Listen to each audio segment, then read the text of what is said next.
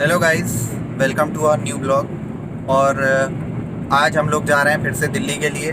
अभी रिसेंटली लाजपत नगर गए थे, लेकिन अब फिर से दिल्ली के लिए जाना पड़ रहा है। और उसमें हमारे लिए बहुत खुशी की बात है, क्योंकि हम अपना गोल्डन रिट्रीवर लेने जा रहे हैं। तो हम लोगों ने डिसाइड करा है हम एक पेट रखेंगे और वो गोल्डन रिट्रीवर होगा।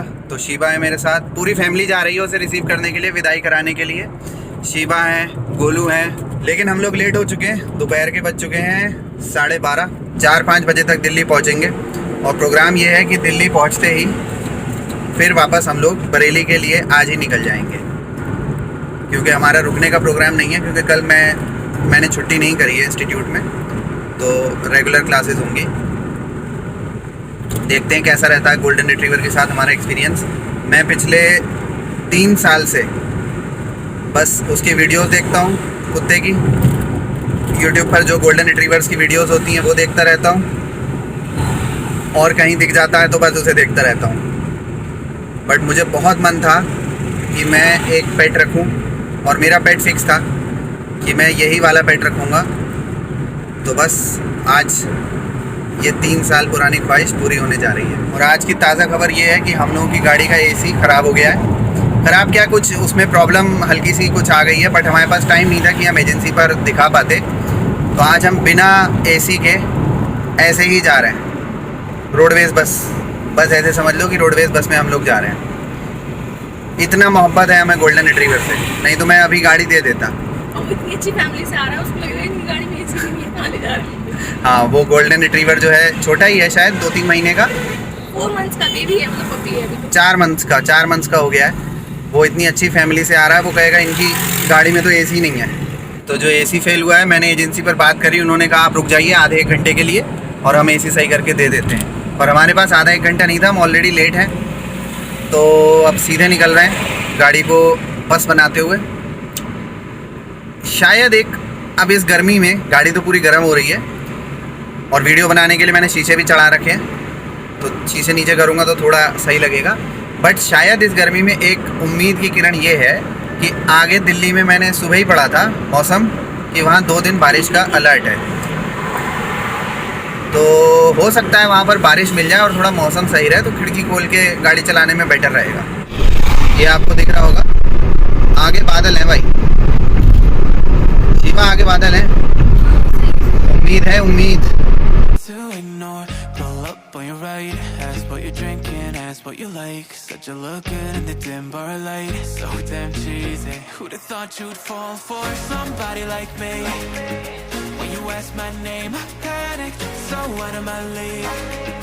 And your body was so magnetic, before I knew it, we talked and think about you, a cocktail. You told me that you've been waiting for somebody like me.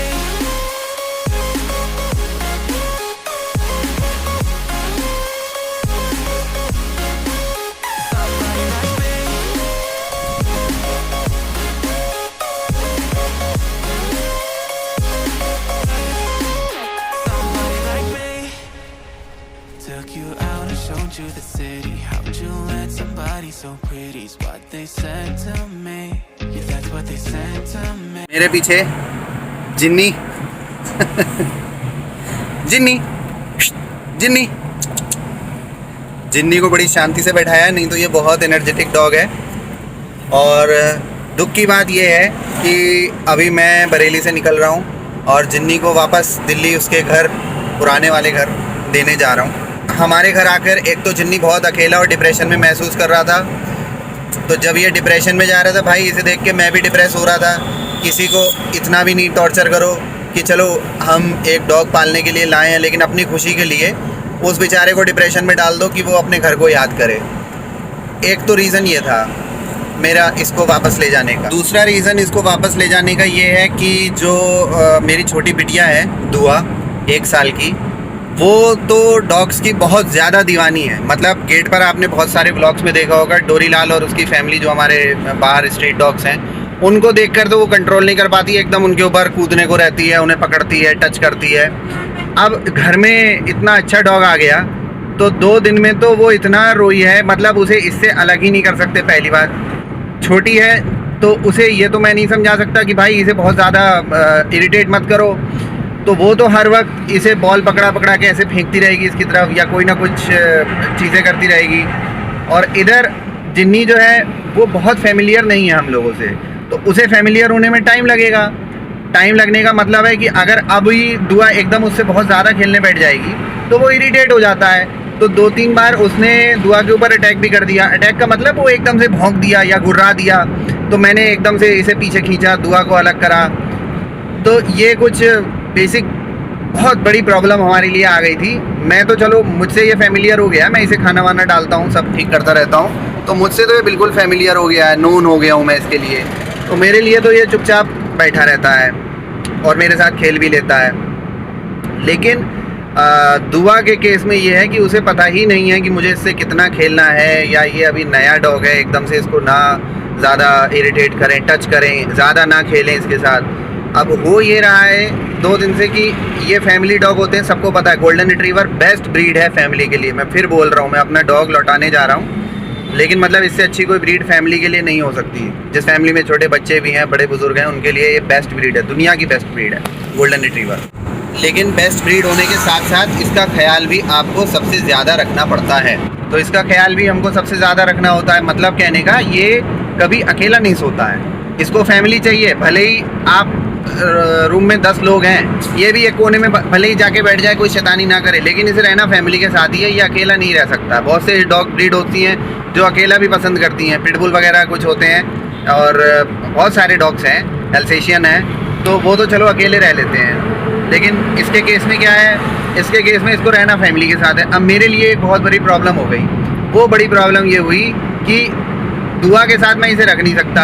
दुआ को अगर suppose double bed पर बैठा दूँ, ये नीचे बैठा हुआ है, तो दुआ डबल बेड पे नहीं टिकेगी, वो रोती ही रहेगी, मुझे नीचे उतारो, मुझे डॉग के साथ खेलना है। अब जब ये नीचे उतर जाती है तो बस इसके साथ इतना खेलती है। 1-2 दिन में वो डॉग इतना फेमिलियर हुआ नहीं है, वो इरिटेट होकर गुर्रा देता है या थोड़ा सा एकदम से भौंक देता है जैसे काटने को हो रहा है। वो तो अपना सेल्फ डिफेंस करेगा ही ना, तो ये प्रॉब्लम हो जाती है। मतलब इसको हम अपने रूम में नहीं रख सकते।